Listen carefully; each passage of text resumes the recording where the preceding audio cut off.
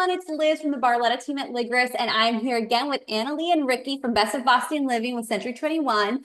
So good to see you guys. I'm excited to talk about this next topic. Absolutely, yeah. Well, we try to find out a little bit of what's the options or ways to take title in Massachusetts. That's where we work. So if you can Yeah. probably tell us what's a few ways to do that, and if you can explain the difference on how it being taken and what kind of recommendation for each situation probably will Okay. work for our clients. Sure. So Yeah, I believe there's so. perfect. So there's three ways to take title for individuals in Massachusetts. The first is a joint tenancy. So this is where, well, I should say four. One, individually. So if it's just you, you're buying, you're individually, right? Solo ownership. Two, joint tenancy. So this is presuming there's two people or more, but multiple people you could take as joint tenants with rights of survivorship. That's the language. What that means is in the event that one person were to pass away, the property automatic at the time of your death transfers your interest to the survivors. So if the three of us own property, I pass, my interest automatically transfers at the time of my death to the both of you. Joint tenants with rights of survivorship. The third way, I should say, is tenants in common. Tenancy in common is where the interest, rather than passing automatically to the survivors, it transfers at the time of death to that person who passed, the heirs of that person. So again, with our example, the three of us own property as tenants in common. I pass away. You both don't get my interest automatically. My interest passes to my heirs.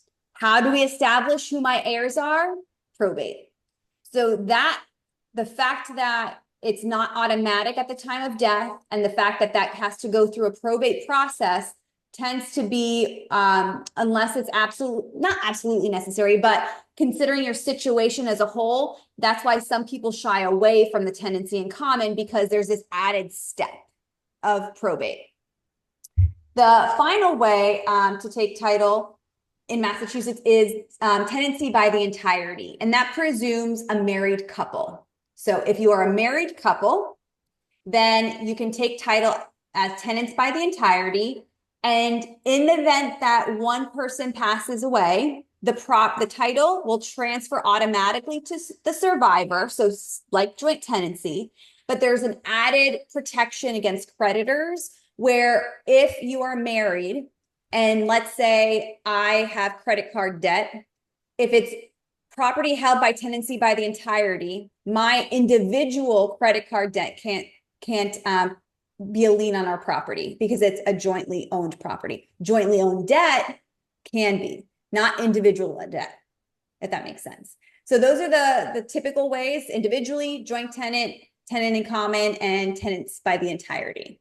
I hear one before that I don't think you mentioned it is the trust ownership. Is that passing Right. to So a trust? I was talking about sort of individual people. So people versus entities. So Okay. entities can take title as well.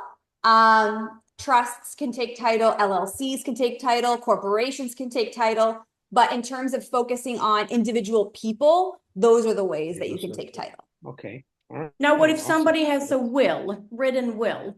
Will the will override the way that a title is held, or vice versa?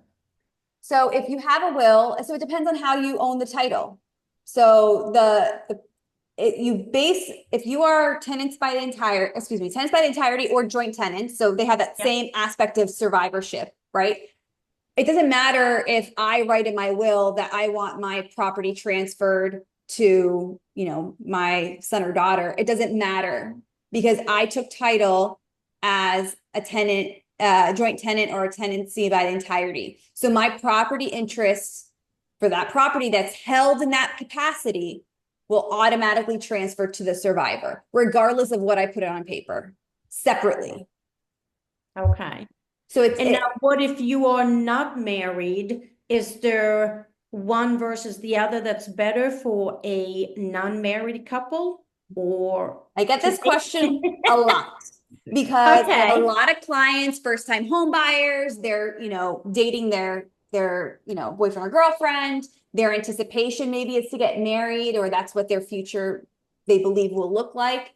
And they don't have kids. So I think the difference is if it's a relationship that's non-married with kids versus without kids. I feel like that's definitely one of those things that impact greatly the decision to go one way or the other. So if you are, I never want to make a decision for anybody.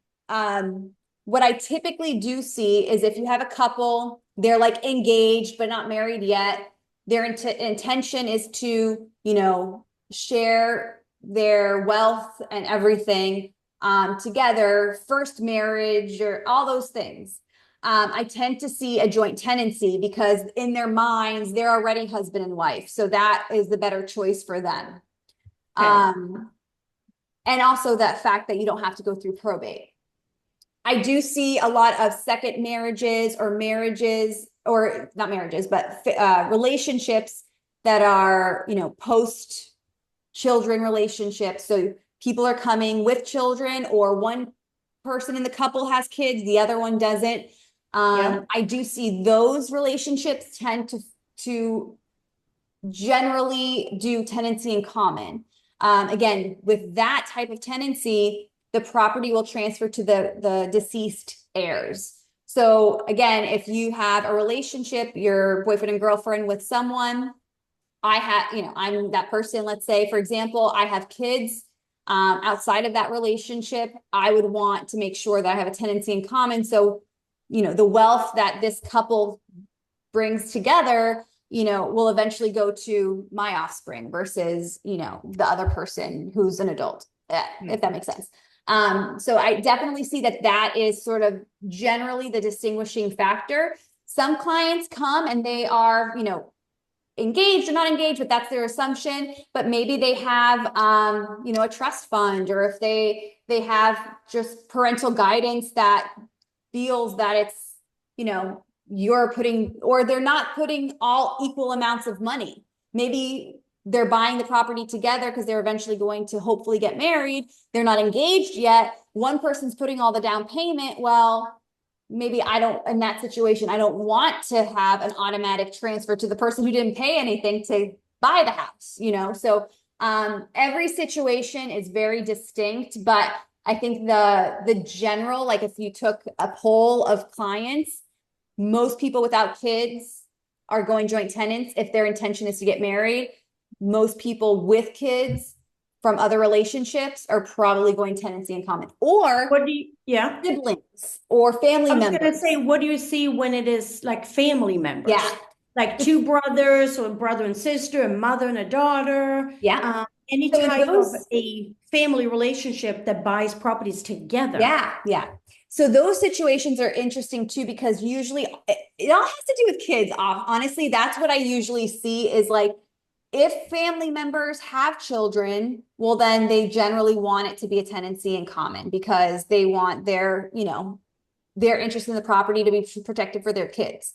Some people are, adults without children and their siblings, or maybe they're buying with their mom or their dad, older in life. They didn't have kids. In those situations, I do see joint tenancy because the likelihood is the parent's going to pass first, and they want to avoid probate for their kid. Yep.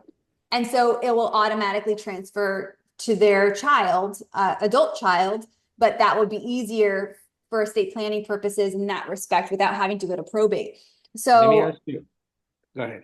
No, that was it. Let me ask you a question here. Is that a possibility? Say, for example, can you change the status or the way you take title after you purchase a property? If that can be done, or it's not? Yes. So it can reverse or can change any way you prefer? So the only thing is that there's certain little little things that you have to do. For example, in order to change it from like joint tenants to tenancy by the entirety, again, that has both the survivorship. The only thing is that added creditor protection. In that situation, in order to transfer to a tenancy by the entirety, like change it, you can't just say, me and my husband transferring as joint tenants and then transferring to that doesn't work. You have to transfer to a third party, and that third party has to transfer it back to you. It's a legal fiction that has to take place in order to have these certain requirements met to be able to take title as a tenant by the entirety.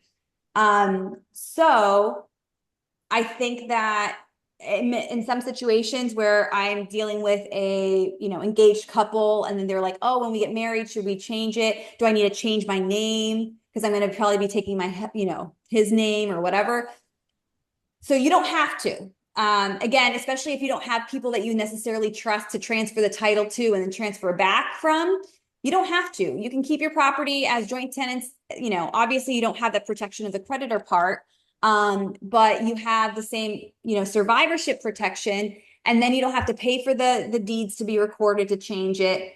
And in the event that you sell the property later, once your name has changed, all you would have to do is sign the new deeds to your buyers as, my maiden name's Perez, my married name's Barletta. I bought as a Perez, I would say Elizabeth Barletta, formerly known as Elizabeth Perez. So that's all you need to do. You don't have to change the deed just because there's a name change or but if you want to, you certainly can.